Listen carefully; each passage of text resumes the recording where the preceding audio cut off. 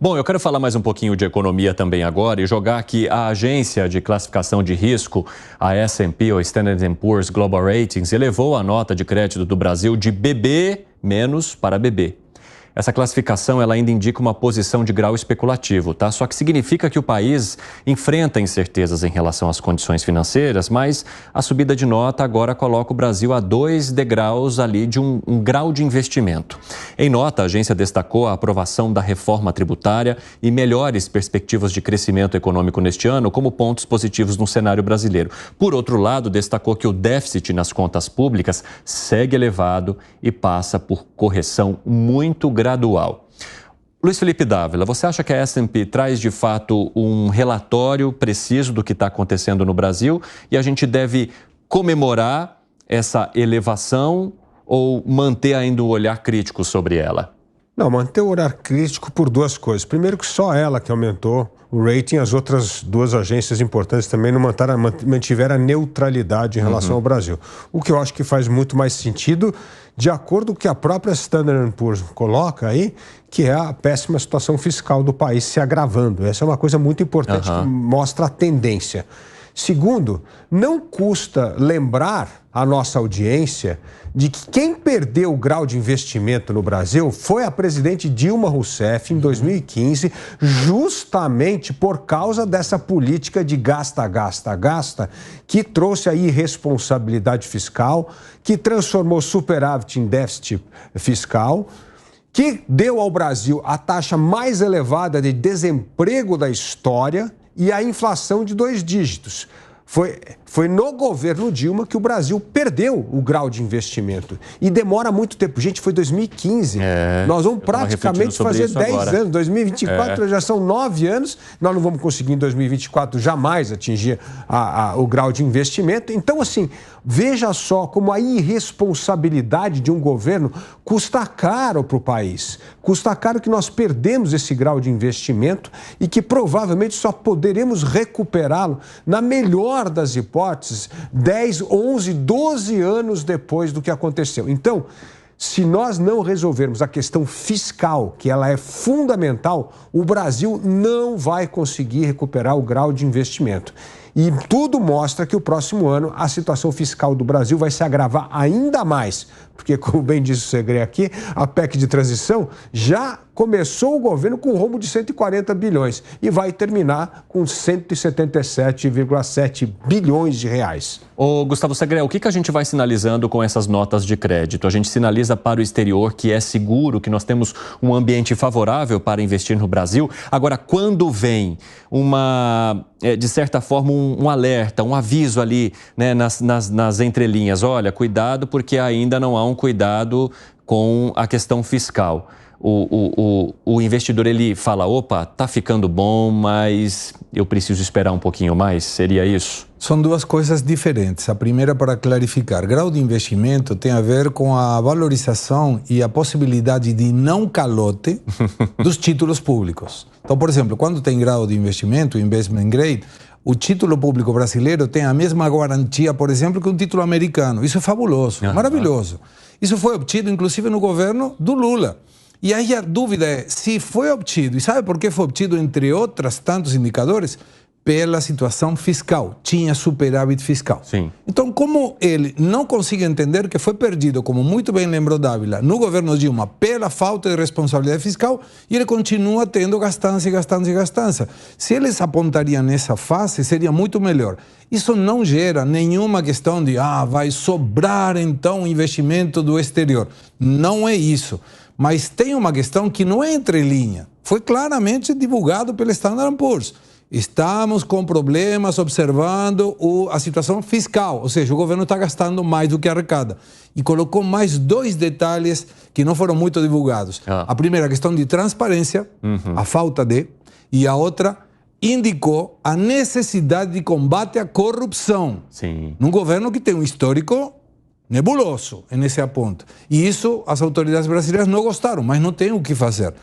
Tem como melhorar? Claro, é muito melhor ter uma nota que sobe que uma nota que desce. Com certeza. Mas não é chegar no paraíso em função de Standard & Poor's. Nelson. A minha leitura é que se melhorou, mas tem um asterisco, ali falando a respeito da questão fiscal, a mensagem que se passa é, olha, poderíamos estar muito melhor se nós não tivéssemos esse descontrole em relação à irresponsabilidade fiscal, né? O déficit que a gente sabe que não vai ser cumprido, o déficit desse ano de 2023 que está passando dos 100 bilhões de reais e cada vez aumentando. Então, minha leitura pelo menos é de que a gente está melhorando porque nós tivemos agora, a partir do meio do ano para cá, uma melhora da previsibilidade em relação ao arcabouço fiscal, a reforma tributária que se aprova, não necessariamente sendo boa, mas pelo menos a gente já sabe como serão os próximos anos, mas a gente poderia estar num campo muito melhor se a gente não tivesse essa questão fiscal. Eu não sei se entra no cálculo, talvez os colegas possam ajudar, se entra no cálculo dessa nota a insegurança jurídica também, porque a gente tem tido nos últimos anos um aumento da insegurança jurídica, em especial em matéria tributária e em matéria trabalhista, que impactam diretamente para os investidores. Matéria trabalhista, o Supremo Tribunal Federal começou a rediscutir fatos que antes ficavam só no âmbito do Tribunal Superior do Trabalho. Um ponto importante, a gente está vendo algumas condenações sendo revistas, algumas absolvições também no âmbito da Suprema Corte, o que não é adequado para uma corte que deveria só guardar a Constituição. E outra questão em relação à matéria tributária, que é a relativização do trânsito em julgado. O que é isso? Processos que foram concluídos, que estão arquivados, que estão encerrados, podem ser reabertos em favor do Estado contra o contribuinte. Contribuinte, empresas, que poderiam olhar para o Brasil como um campo fértil de investimento, mas que, em relação a essa insegurança jurídica tão grande gerada a partir dos últimos anos, deixam de vir investir aqui. Não sei se isso entra nesse cálculo, mas imagino que isso tenha pesado também. Bom, Dávila e Segré levantaram a mão. Quer responder, Segré? Sim, basicamente, o grau de investimento ou a qualificação é para títulos públicos. De fato, tem empresas brasileiras que têm qualificação maior que a qualificação do país, porque dá segurança.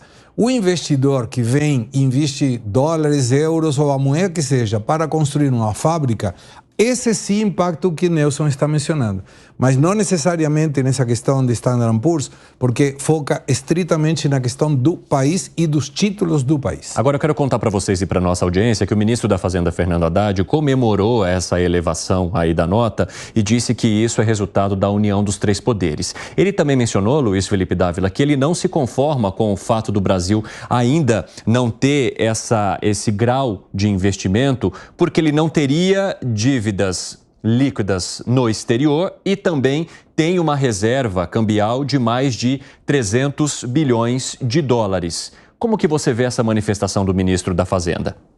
Bom, uma manifestação de quem não está dando a devida importância à questão fiscal do país. Esse é o problema. Todo sinal... Porque assim, primeira coisa... Mas essas explicações dele fazem sentido ou não? Não fazem por duas coisas. Porque a situação fiscal está agravando em vez de melhorar. Se ele falasse assim no começo do ano, temos um déficit de 140 bi. Olha, nos esforçamos, fizemos o máximo, estamos terminando o ano com 100 bi. Ou seja, a tendência é que o governo está preocupado com a questão fiscal, está reduzindo o rombo fiscal e isso começa a dar algum vislumbre de que alguma hora nós vamos poder voltar a ter superávit. Mas quando você diz que vai ter um rombo de 140 e vai ter um rombo de 177, o sinal que você está dando é que você está colocando o pé no acelerador do gasto público, não se importa com isso e continua com o grande slogan de Dilma Rousseff, que gasto é vida. E isso preocupa o mercado. O mercado preocupa porque começa a ver como tendência uma ausência de preocupação em equilibrar as contas públicas. Então é por isso que a declaração do ministro Haddad, nesse sentido, não faz sentido. O que o mercado está vendo é se a tendência do rombo fiscal é de alta ou de baixa, ou se vai crescer ou diminuir. E a tendência é que vai crescer nos próximos anos. Ou seja, pode continuar, Dávila. Não, esse é o primeiro ponto. O segundo ponto tem a ver com a questão por que o grau de investimento é importante. O Segredo é uma boa explicação, mas porque os maiores investidores do mundo nessa compra de títulos brasileiros ou de títulos de países são os grandes fundos de pensão. Esses fundos de pensão têm trilhões de dólares nas suas mãos e eles são proibidos estatutariamente de comprar títulos de países que não têm grau de investimento. Então, o grande benefício do grau de investimento é poder que todos esses fundos de pensão internacionais possam comprar bilhões de dólares em títulos brasileiros. E isso é muito bom para o Brasil, porque ajuda aqui a aumentar o nosso investimento, nossa poupança, etc. Então, essa é a parte que nós perdemos depois que o Brasil perdeu o grau de investimento. E o último ponto, eu acho que o Nelson trouxe aqui um ponto fundamental da insegurança jurídica. No momento em que o Supremo Tribunal Federal acaba aprovando cobrança retroativa de impostos, que o entendimento do governo antes é que as empresas não precisavam pagar esse imposto, agora eles mudaram de ideia e cobra de forma retroativa. Isso é um absurdo jurídico que não existe em nenhum país do mundo. Isso mostra como as regras no Brasil não são previsíveis. E esta imprevisibilidade tem um custo gigantesco para a atração de investimento, porque tudo pode ser revisto. E ao ser revisto o passado e cobrar retroativamente, isso cria um fosso de instabilidade e volatilidade que afugenta investimento privado do país. Fala, Gustavo Segré. São duas coisas diferentes, está perfeito o que menciona a Dávila, mas aquele que é um fundo de investimento do exterior e compra títulos da dívida, em segundos ele pode vender. Aquele que vem do exterior para investir numa fábrica, ele não pode ir embora em segundos. Aí entra a insegurança jurídica que muito bem indicaram tanto Nelson como Luiz Felipe Dávila. A observação que a gente pode fazer, e um desafio para que nossa audiência possa nos acompanhar, é como vai se desenvolver o risco país, o número do risco país. É um número, um valor, 567, 500, 700. Isso estabelece quanto um país deve assumir por cima do título americano. Então, 500 pontos seria 0,5 de juros por cima dos juros que pagam os títulos americanos. Se o risco país diminui, isso mostra que o mercado internacional acredita que o Brasil pode continuar a subir nessa tendência de melhora.